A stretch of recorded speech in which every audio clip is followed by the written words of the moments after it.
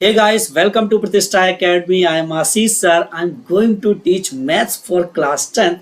I hope you will like. Now let's start. देखो बेटा first question क्या है? Prove that root 5 is irrational. क्या कह रहा है कि भाई प्रूव कीजिए कि जो रूट 5 है वो इरेशनल है. ठीक है, तो सबसे पहले आप ये समझ लो कि भाई रैशनल क्या होते हैं और रैशनल नंबर क्या होते हैं और इरेशनल क्या होते हैं. भाई जो प्रूव करने के लिए बोल रहा है, पहले में ये तो समझना कि होता क्या है. देखो रैशनल नंबर क्या होते हैं, जिन्हें हम ए बाई बी के रूप में लिख सके, ए बटे बी के रूप में लिख सके, मतलब बटे के रूप में लिख सके. जिन संख्याओं को आप यहाँ पर ए बाई बी की जगह पी बाई क्यू लिख सकते हो कि पी बाई क्यू के रूप में लिख सकें. ठीक है, मतलब कहने का एक सिंपल सी लैंग्वेज समझ लो, जो संख्याएं बटे में लिखी जा सके. जैसे 2/3 क्या है, ये रैशनल है. क्यों? क्योंकि बटे में लिखा है. अब हम कहते हैं 2. देखो केवल अगर 2 की बात करते हैं तो क्या ये 2 रैशनल है? बिल्कुल है. क्यों है? क्योंकि किसी भी डिजिट के नीचे 1 होता है, तो ये 2/1 है. इसी तरह से अगर हम 3 लिख दें तो ये भी रैशनल है. देखो जरा 3/1 है. बस ये समझो कि रैशनल में जो ये बी है ना, नीचे वाली डिजिट जो है, ये कभी भी जीरो नहीं होना चाहिए. Does not equal to zero, मतलब जीरो नहीं होना चाहिए. कहने का मतलब है 3/0 ये रैशनल नहीं है. ठीक है, समझ गए. हाँ, अगर कहता है 0/3, क्या ये रैशनल है? ये जरूर है, ये रैशनल है, बट ये रैशनल नहीं है. समझ आया? अपॉन वाली डिजिट, नीचे वाली डिजिट जीरो नहीं होनी चाहिए. तो रैशनल समझ में आया. अब देखो बात करते हैं इरेशनल की. जितने भी प्राइम नंबर हमने आपको बताए थे ना, प्राइम नंबर क्या होते हैं? जो डिजिट किसी दूसरी डिजिट से डिविजिबल ना हो. जैसे पहला नंबर 2 है, फिर 3 है, फिर 5, 7, इसी तरह से आगे बहुत सारे. तो जितने भी प्राइम नंबर है ना, ये अभी तो ये सारे रैशनल हैं. रैशनल है ना, अभी देखो हमने बताया रैशनल. लेकिन जब इनमें रूट लग जाएगा तो ये बन जाएंगे इरेशनल. समझ आया? जितने भी प्राइम नंबर होंगे इनमें अगर रूट लगा दिया जाए तो ये इरेशनल बन जाते हैं. जैसे आपका ये क्वेश्चन कह रहा रूट 5 इज इरेशनल. बिल्कुल, रूट 5 जो है वो इरेशनल है, बट हमें प्रूव करना है. ठीक है, समझ आ गया. तो चलिए अब हम चलते हैं क्वेश्चन की ओर. तो अब देखिए क्वेश्चन क्या है. Prove that root 5 is irrational. अब हमें इसे प्रूव करना है, क्योंकि रैशनल और इरेशनल आप समझ चुके हैं. अब क्वेश्चन कैसे करेंगे ये समझ लीजिए. सबसे पहले हमें मानना होता है, हमें क्या मानना होता है? Let us assume that root 5 is rational. क्या मानना होता है भाई? जो क्वेश्चन दिया होता है, ये कह रहा है इरेशनल प्रूव कीजिए, बट हम क्या मान लेते हैं कि ये क्या है? रैशनल है. इरेशनल नहीं, ये रैशनल है. हम इसको रैशनल मान लेते हैं. ठीक है, ये मान लेते हैं. अब हम इसी से प्रूव करेंगे कि भाई ये इरेशनल कैसे है. तो समझ आए, ये लाइन आपको लिखना ही है. फिर इसके बाद आप क्या लिखेंगे? Now let root 5 equal to a upon b. अब आप कहोगे सर ए अपॉन बी क्यों लिखा? देखो मैंने अभी कहा था जो रैशनल नंबर होते हैं ना, वो ए अपॉन बी के रूप में लिखे जा सके. तो हमने जब रूट 5 को रैशनल माना है, तो हम इसको लिख सकते हैं कि ए अपॉन बी है. क्लियर? अब हम यहाँ क्या लिखेंगे? देखो ये लिख कर दिखाएंगे. ए एंड बी आर को प्राइम. ठीक है, को प्राइम. अब आखिर को प्राइम ही हम यहाँ क्यों लेते हैं? देखो समझ लेना, यहाँ पर को प्राइम क्यों लिखते हैं? क्योंकि को प्राइम नंबर क्या होते हैं? जो ये ऊपर और नीचे संख्याएं लिखी होंगी ना, ए और बी, ये आपस में, इसमें कोई भी डिजिट कॉमन नहीं होनी चाहिए. मतलब ऐसे नहीं लिखा होना चाहिए कि 4 और 6 हो जाए. ऐसे नहीं होना चाहिए. आप 2/3 लिख सकते हो. देखो 2 और 3 में कॉमन नहीं है, बट इसमें देखो कॉमन है. इसमें 2 कॉमन है, इसमें भी 2 कॉमन है. समझ रहे हैं? तो आप इस तरह से नंबर लिखेंगे जो को प्राइम हो. समझ आ गया सभी को? को प्राइम नंबर ही लिखे जाएंगे. तो यहां पर इसलिए आपको लिख के दिखाना होता है कि भाई यहां पर ए एंड बी आर को प्राइम. यहां तक क्लियर हुआ सभी को? बिल्कुल एक एक पॉइंट आपको क्लियर करवाता हुआ चलूंगा। अब क्या करना है, नेक्स्ट स्टेप हमारा होगा भाई √5 इक्वल टू हमने a/b लिख रखा है, तो अब हमें इसको क्या करना है, दोनों साइड स्क्वायर कर देना है। दोनों साइड क्या करना है, स्क्वायर कर देना है, क्योंकि हमें रूट हटाना है, और जब रूट हटाना होता है तो हमें क्या लिखना होता है, स्क्वायर। ठीक है, दोनों साइड स्क्वायर। तो आप क्या लिखेंगे, यहाँ पर करके लिख के दिखाएंगे।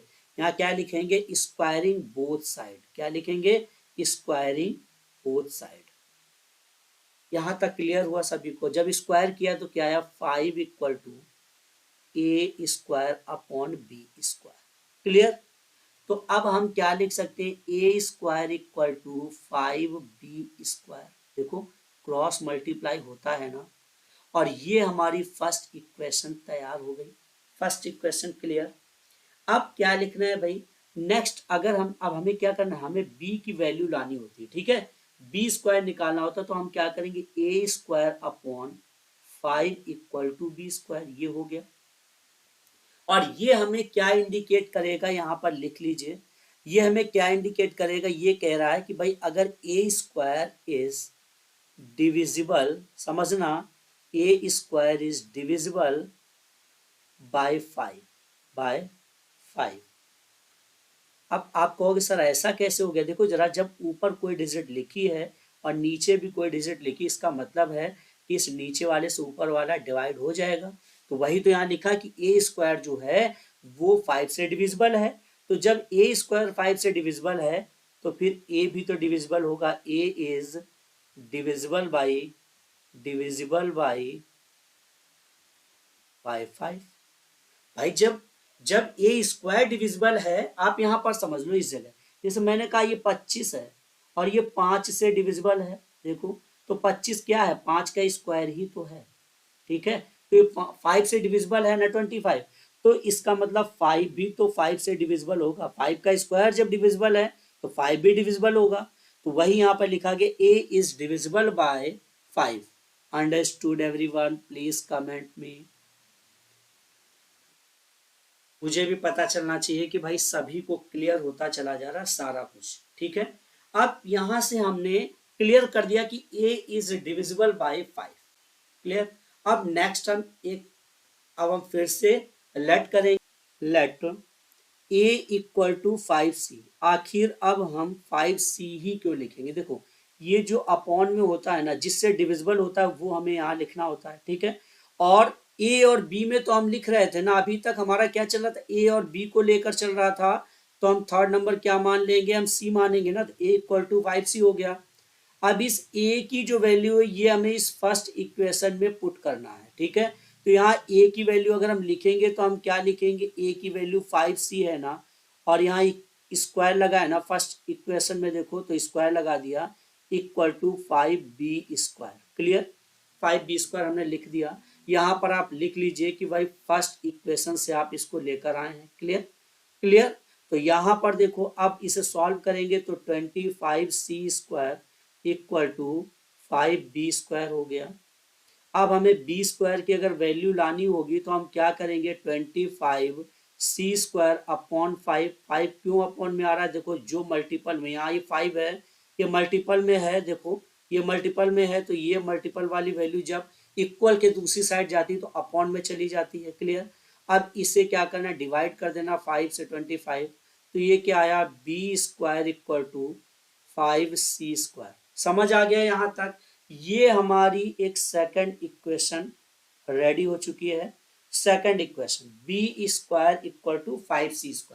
तो अगर हम यहाँ पर c² की वैल्यू निकालें तो हम क्या लिखेंगे, b² upon 5 equal to c² लिखेंगे। और अब हम यहाँ पर लिख सकते हैं जैसे हमने ये लिखा था, देखो ये लिखा हुआ था ना, देखो यहाँ पर a² upon 5 equal to b² था, इसी तरह से अब हम b² upon 5 equal to c² निकाल कर लाए ना, ऐसा ही लिखना होगा आपको एग्जाम में। तो आप क्या लिखेंगे, लिखेंगे b² इज, सेम यही लैंग्वेज लिखेंगे, b² is divisible by 5, divisible by 5। तो फिर b is also divisible by divisible by 5। यहां तक सभी को क्लियर हुआ? यहां तक सभी को क्लियर हुआ? अब आप क्या लिखेंगे? आप लिखेंगे ए एंड बी। देखो ए और बी दोनों ही 5 से डिविजिबल है ना, तो आप कह सकते हो A and be having common factor. क्या लिखोगे? A and be having common factor 5। क्या कह रहा है कि ए और बी दोनों का ही जो कॉमन फैक्टर वो क्या है? 5 है। बिल्कुल, जब ए भी 5 से डिविजिबल है, बी भी 5 से डिविजिबल है, तो फिर आप लिख सकते हैं कि कॉमन फैक्टर है। अब आप क्या लिखेंगे? इन द लास्ट लिखेंगे दिस शोज। ये क्या दिखा रहा है? This shows that our assumption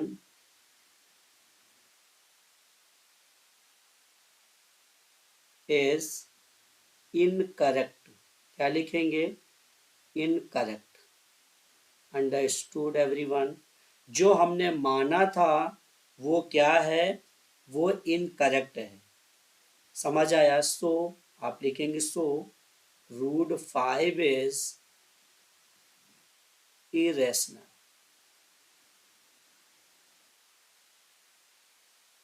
and आप लिखेंगे प्रूव्ड। यही आपको प्रूव करना था और आप इस तरह से प्रूव कर देंगे। बताइए भाई, कमेंट कीजिए। सभी को समझ आ गया? सभी कमेंट कीजिए। हम सेकंड क्वेश्चन की ओर बढ़ते हैं। यहां तक सभी को क्लियर हो गया है तो जल्दी से मुझे कमेंट कर दीजिए। देखिए सेकंड क्वेश्चन क्या है? Prove that 3 + 2√5 is irrational. इस क्वेश्चन में भी आपको प्रूव करना है कि 3 + 2√5 इरेशनल है। तो हमें उसी तरह से करना है। बिल्कुल, सबसे पहला स्टेप क्या था हमारा? Let us. पहले हम हर क्वेश्चन में इस तरह से मानेंगे कि late us assume that 3 + 2√5 is rational. देखो वो इरेशनल प्रूव करने के लिए कहेगा और हम क्या करेंगे? हम इसे रैशनल मान लेंगे। ठीक है, ये आपने फर्स्ट क्वेश्चन में भी लिखा था, इसमें भी आपको लिखना है सेम। आप स्टेप समझ लीजिए क्या क्या लिखने होते हैं हर क्वेश्चन में, वही लिखना है। अब आपको क्या करना है? नाउ लेट, ये वाला 3 + 2 को आपको लिखना है। क्यों? क्योंकि इसके इक्वल में आपको क्या लिखना है? देखो जरा, 3 + 2√5 = a/b। a/b मैंने इससे पहले वाले क्वेश्चन में भी यही लिखा था ना। और फिर यहाँ क्या लिखोगे? a एंड b आर को प्राइम। क्लियर? समझ आ गया? ये सब लिखना ही होता है। अब देखो इस क्वेश्चन में आपको दो स्टेप में क्वेश्चन दिया है। 3 + 2√5। इससे पहले वाले में केवल √5 था, तो वहां पर हमने स्क्वायरिंग बोथ साइड कर दिया था। बट यहाँ ऐसा नहीं करना। क्यों? क्योंकि पहले इस 3 को तो हटाया जाए यहाँ से। तो आप क्या लिखोगे? नेक्स्ट स्टेप हमारा होगा 2√5 = a/b, और ये वाला 3 जो है ये उस साइड जाएगा तो -3 हो जाएगा। समझ आया? बिल्कुल। अब देखिए 2√5 = आप क्या लिखेंगे? ये b तो ऐसे ही लिख देंगे ना नीचे। देखो इसका कुछ नहीं है तो 1 लिख देते हैं ना नीचे, और एलसीएम क्या आएगा? b। आप लिखेंगे a-3b। इसका इसमें क्रॉस मल्टीप्लाई हो जाता है ना। समझ आया? ये कर लिया आपने यहां तक। अब आप लिखेंगे √5। देखो हमें केवल यहां पर √5 रखना है ना। आप लिखेंगे a-3b अपॉन, ये b था और ये वाला 2b नीचे आ गया तो ये हो गया 2b। क्लियर? अब आप देखो, अब आप क्या लिखेंगे? अब आप ये वाला क्या हो गया? ये देखो इरेशनल है, आपको पता है कि ये इरेशनल है, ये इरेशनल है। और ये वाली डिजिट क्या है? रैशनल है। क्यों भाई? क्यों रैशनल है? क्योंकि जो बटे में वैल्यू लिखी होती है वो रैशनल होती है। तो क्या आप इरेशनल और रैशनल दोनों बराबर हो सकते हैं? नहीं हो सकते हैं भाई। तो डज नॉट इक्वल टू लिखोगे, आप लिखोगे। अब आप क्या लिखेंगे भाई? अब आपको अगला क्या लिखना होगा? सिंस। आप लिखेंगे since A and B are integers. क्या लिखेंगे? Integers. A minus 3B upon 2B is rational. ये आपको पता है ना, ये आप लिख के दिखाओगे ना कि ये रैशनल है, ये रैशनल है, ये आप बताएंगे. बट वी नो, अब हम क्या लिखेंगे? बट वी नो, हम जानते हैं कि, but we know that √5 is irrational. Clear? हमें क्लियर हो चुका है कि ये क्या है, ये इरेशनल है और ये रेशनल है. तो आप लिख सकते हैं this shows that our assumption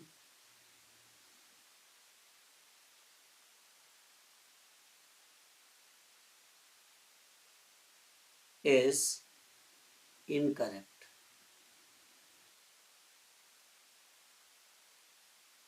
Clear? So 3 plus 2√5 is irrational.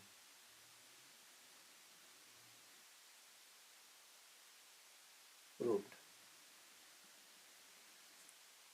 Clear सभी को?